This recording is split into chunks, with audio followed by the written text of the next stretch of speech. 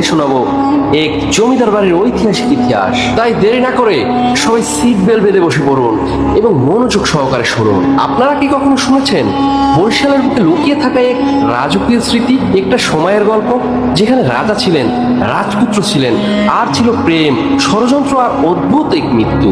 কালের গর্বে এখন তার ধ্বংসপ্রায়। এই রাজপ্রাসাদের নাম কীর্তিপাশা জমিদার বাড়ি।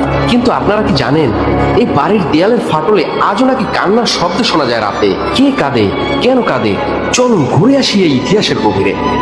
1800 শতকের প্রথম দিকে বিক্রমপুর পোড়াগাছা থেকে আসেন রাজারাম সেনগুপ্ত। তৎকালীন ব্রিটিশ সরকারের কাছ থেকে তিনি কীর্তিপাশার জলাশয় ও বনভূমির দুই পুত্র কৃষ্ণকুমার সেনগুপ্ত ও দেবীচরণ সেনগুপ্ত নামে পত্তন করেন। এই জমিদারি বিভক্ত হয় দুই ভাগে, 10 আনা বড় হিস্সা ও 6 আনা ছোট হিস্সা। কালের নিয়মে ছোট হিস্সা হারিয়ে গেলেও বড় হিস্সা এখনো দাঁড়িয়ে আছে শুধু অশ্রুভেজা স্মৃতি নিয়ে। এই বাড়িতে একসময় ছিল নাটমন্দির, শানবাঁধানো পুকুর, দুর্গা মন্দির, আর ছিল রাজকুমার আর রাজকুমারীর ভালোবাসার গল্প। কিন্তু ভালোবাসা যে সবসময় নিরাপদ থাকে না, বিশ্বাসঘাতকতা আর রাজনীতি এক রাজপুত্রের জীবনের আলো নিভিয়ে দেয়।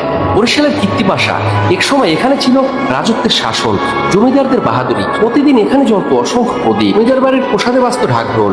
কিন্তু আজ এখানে শুধু নিরাপত্তা আর কিছু ফিসফিসের শব্দ। ইতিহাস বলে 1800 শতকের দিকে কীর্তিপাশা জমিদার বংশের উত্থান, শক্তিশালী প্রশাসন, জমির প্রাচুর্য আর মানুষের উপর অদ্ভুত এক প্রভাব। জমিদাররা কখনো দান করতেন, আবার কখনো রক্ত ঋণ আদায় করতেন লৌহ মুষ্টি দিয়ে। এক সময় এই প্রসাদে ইংরেজ সাহেব থেকে শুরু করে বড় বড় ব্যবসায়ী সবাই আসতো, আর এখানে বসেই ঠিক হতো শত মানুষের ভাগ্য। স্থানীয় প্রবীণদের মধ্যে 150 বছর আগে এই জমিদার বাড়িতে ঘটে এক ভয়াবহ ঘটনা। রাজপুত্রকে দেয়া হয় বিষ, ধীরে ধীরে নিস্তব্ধ হয়ে যায় রাজপ্রাসাদ। তার স্ত্রীর আর্তনাদ আজও বাতাসে ভাসে। অনেকে বলেন স্বামীকে শ্মশানে নেবার পর স্ত্রী নিজেও আগুনে ঝাঁপ দেন, সহমরণ হয়ে চিরতরে মিলিয়ে যান। রাজভক্তির এই নিদর্শন আজও এলাকাবাসীর চোখে ভাসে। এক টুকরো পাথরের সমাধি যেখানে গাছপালা জড়িয়ে আছে আর নীরবতা যেন গর্জন করছে। স্থানীয়রা বলেন অনেক রাতে কেউ এই পুরনো সমাধিতে কাঁদতে দেখেছেন এক শাড়ি পরা নারীকে, যার চুল যেন মাটিতে গড়িয়ে পড়ে, হাত বাড়িয়ে যেন কারো অপেক্ষা করে। রাজপুত্র কি ফিরবে কখনো?